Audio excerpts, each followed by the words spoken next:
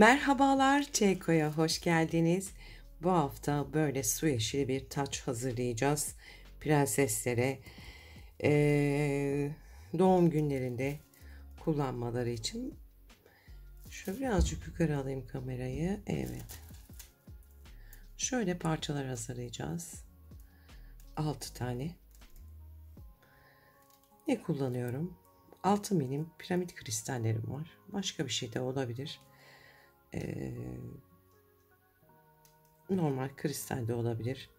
6 milim piramit kristallerim vardı benim. Öyle yaptım. Damla boncuğumuz var bir tane. Şöyle göstereyim. Bakın. Şu. Bir tane de kum boncuk var. Üstüne koymak için. Bakın şurada döndürünce tel geçmesin diye. Bu üçgenlerden yapacağız şimdi.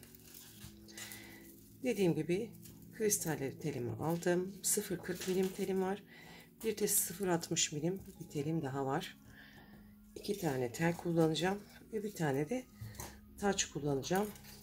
Metal taç, ama kullanmayabilirsiniz. Direkt öyle de kullanabilirsiniz. Bakın küçük versiyonu da şöyle. Bunları da tokaların üstüne koyup monte edip şu şekilde direkt taça takılabiliyor. Böyle güzel bir tarafı var.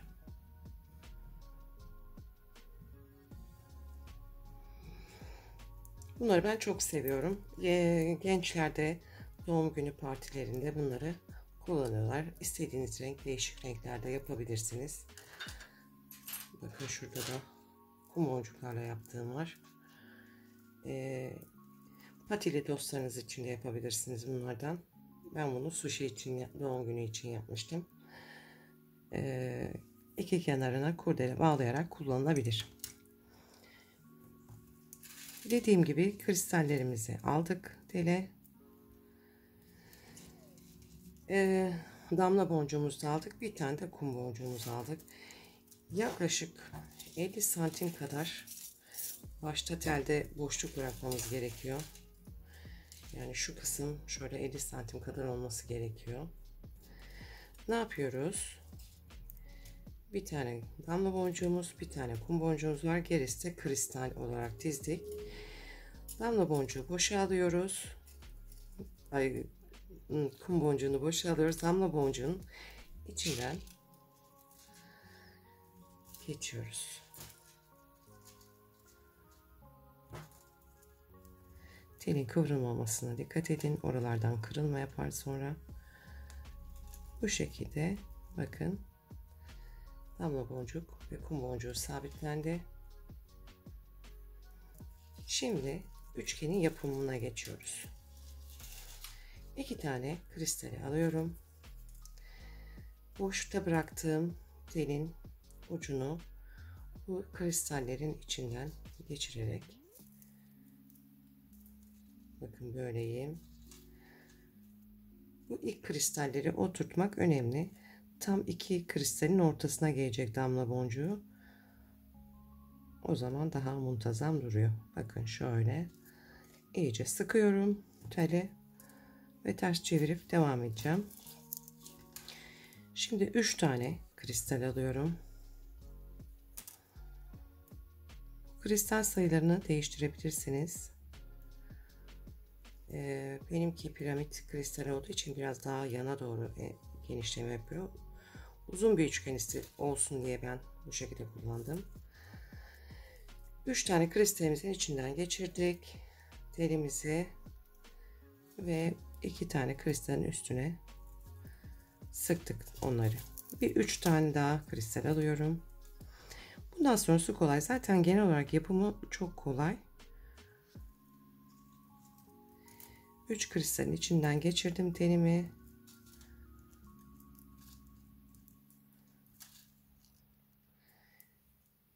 Bu şekilde sıktım. Üçgenimizin başı olmaya başladı. Şimdi 4 tane kristal alacağım.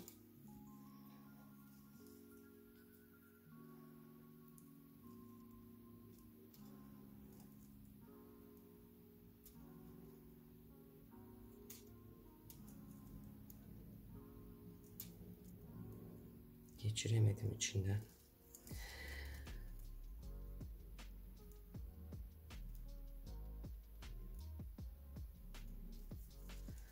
Dört tane kristali diğer yaptığımız üçlü kristallerin üstüne sıkıyoruz, yerleştiriyoruz.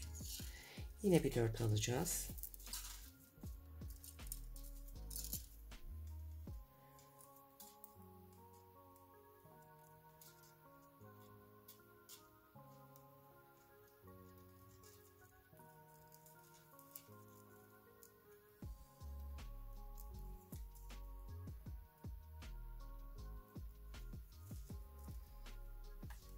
Dört tane kristalimizi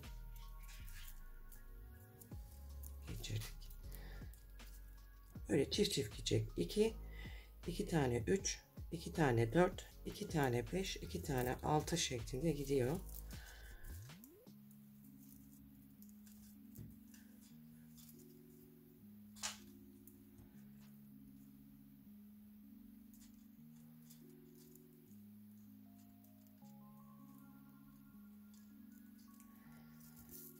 Birinci 5,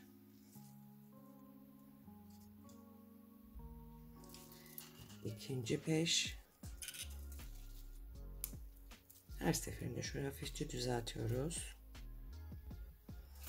İkinci 6. Buradaki tek fark 7 taneden, 7'li kristalden bir tane yaptım ben.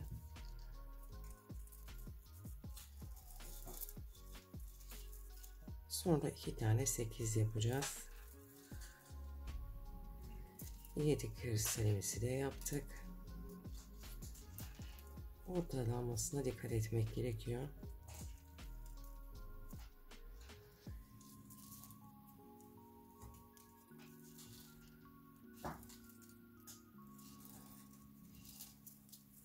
Şimdi 8 kristal yapıyoruz.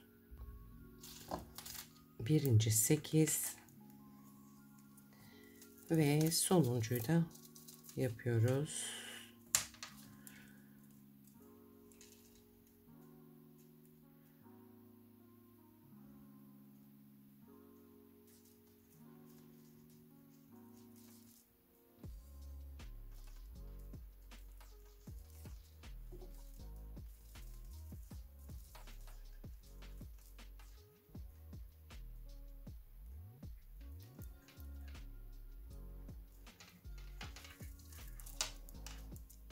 Evet, son. Bunu da hazırladık. Böyle bir üçgenimiz oldu elimizde. Şimdi bunları birleştirip bir taç haline getireceğiz. Şuradan alıyorum telimi.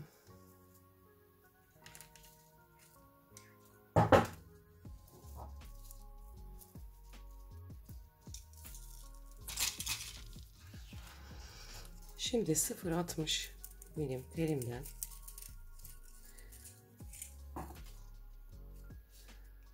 kesmeden alıyorum. Şunu en son sıradan şöyle hafifçe de açıyorum, bunu daha rahat geliyor, tavsiye ederim. Bu 8 tane son yaptığımız sıranın kristalinin içinden 0,60 milimi de geçiriyoruz.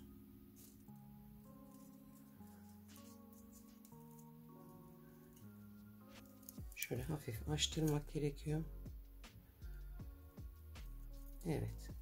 Şöyle geçirdim. Şimdi buradaki telleri tekrar sıkarak kapatabilirsiniz. Bakın bu şekilde daha kalın bir tele geçmiş oldular. Bu iki tanesini de yine bu tele geçireceğim. Diğer 3 tanesini ise başka bir tele geçireceğim. Taca montajını kolaylaştırmak için.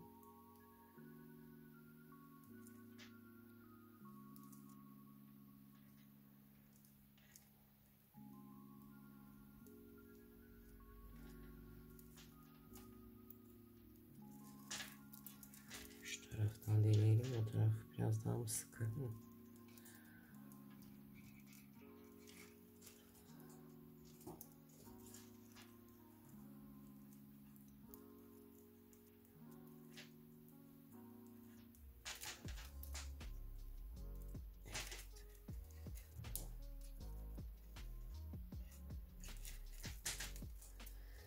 Bunu da geçirdim. Şimdi telleri çekerek tekrar sıkıştırıyorum. Evet. Üçüncüyü de geçireceğim. Üçüncüyü de geçirdikten sonra bu telimi buradan alıyorum. Montaj için mesafe bıraktıktan sonra bir 10'ar santim iki taraftan da tacımızın bir tarafı hazır. Diğer 3 taneyi de aynı şekilde şimdi tele geçireceğim.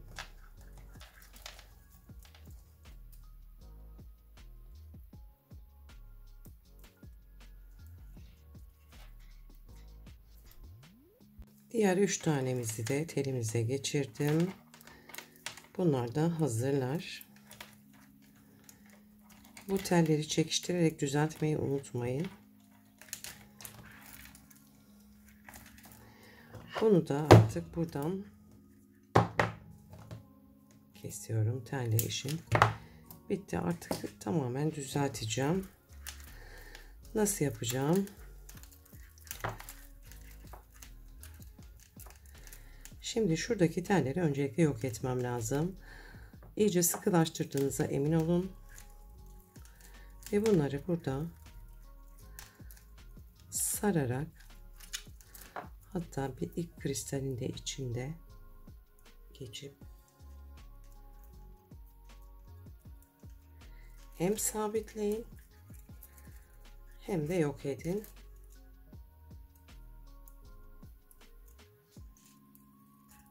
Artık tekrar açılma yapmasın. Buradan telimi alıyorum. Diğer telime geliyorum. İyice sıktığımdan emin oluyorum.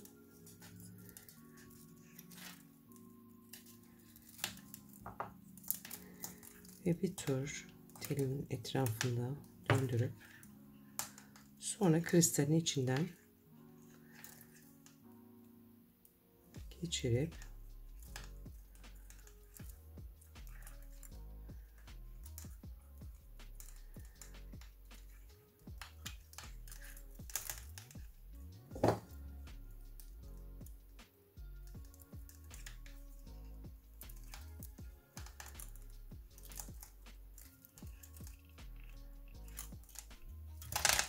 şimdi diğer bütün teller için hep bu işlemi yapacağız.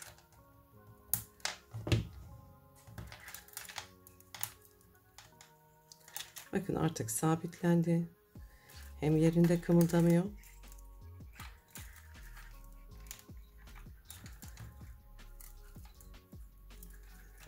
Hem açılma yapmıyor artık.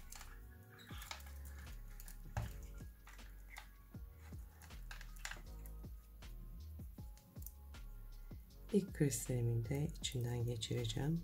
Arasından.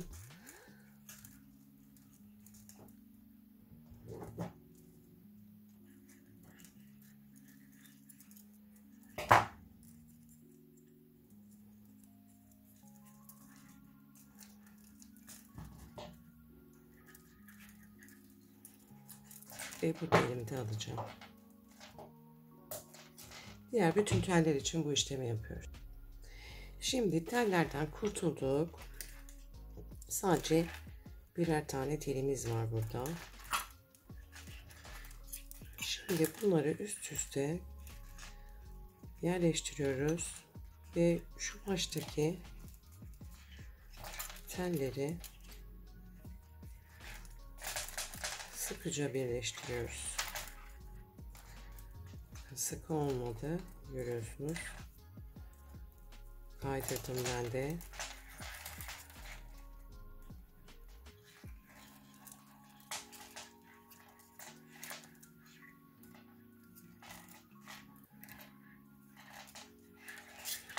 Diğer tarafta aynı şekilde.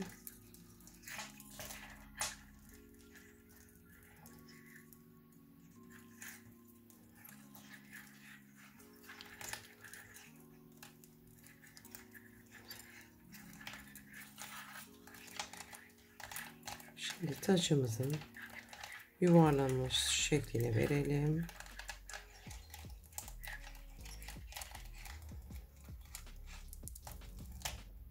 Evet, bakın böyle taç hazır.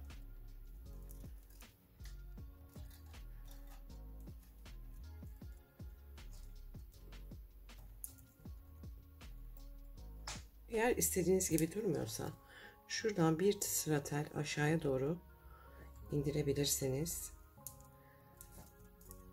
Ben çok şey ellemek istemiyorum şimdi şeklini. Tacın da üstüne. Şu ayırdığımız tellerle tacın üstüne şöyle hafif de yamuk monte ediyoruz bunları. Monte edebilirsiniz. Veyahut bu telleri yok edip buralardan kurdele takarak da ya da lastik takarak da kullanabilirsiniz. Efendim, tacımız bu şekilde hazır.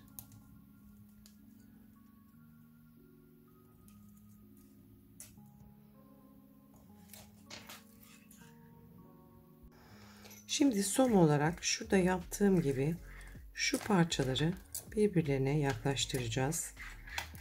Bakın, araya bir tane de kristal ekledim. Bir tane tel alıyoruz.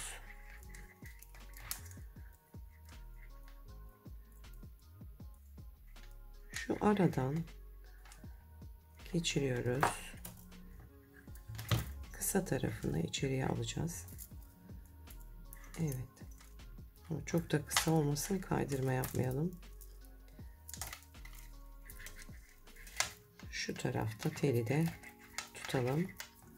Şimdi şu aradaki tellerin içinden geçirerek bu iki parçayı birbirine sabitleyeceğim. Hem fazla hareket etmesinler, daha stabil dursunlar diye.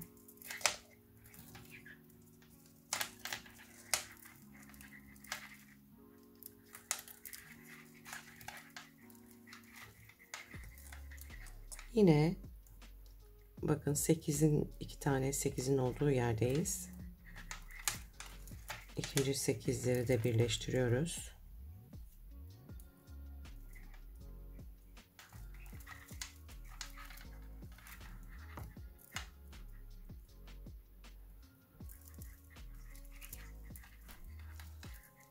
Evet. İşte 7'lerin olduğu yerdeyiz. 7'lerin demeyeyim, bir tane 7 var. Şimdi buraya bir tane kristal ekleyeceğiz.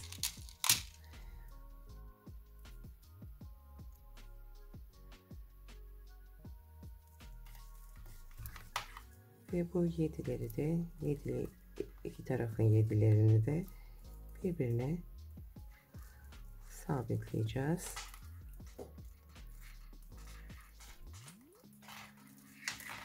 Evet, bunu birleştirdikten sonra yapmak gerekiyor. Yoksa istediğiniz gibi olmuyor. Düz kalabiliyor. Şimdi bu teli de birkaç yerden geçirip arkada yok edeceğim.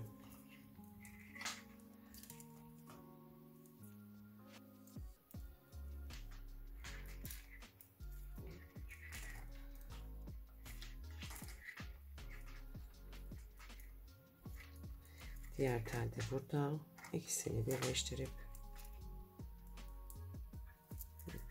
kesip alacağım.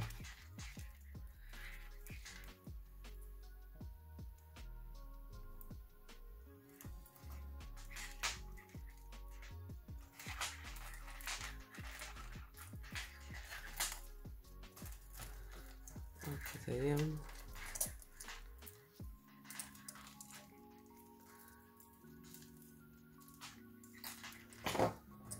İşte bu teli de artık alacağım.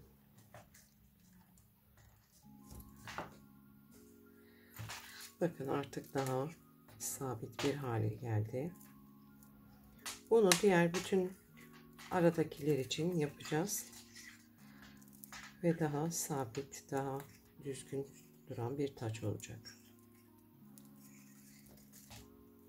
Bakın artık dik durabiliyor bunlar. Birleştirmek gerekiyor. Peki, izlediğiniz için teşekkür ederim. Dediğim gibi dilerseniz bunu taça monte edebilirsiniz veya buralara kurdele lastik bağlayabilirsiniz. Kullanım amacınıza göre. Yine isterseniz bu şekilde de yapabilirsiniz. Bunu mesela damla boncukları daha küçük. Ya da bunun da videosunu çekerim. Bana yazın. Peki, iyi günler dilerim. İzlediğiniz için teşekkür ederim. Beğenmeyi, paylaşmayı ve yorum bırakmayı unutmayın lütfen. İyi günler.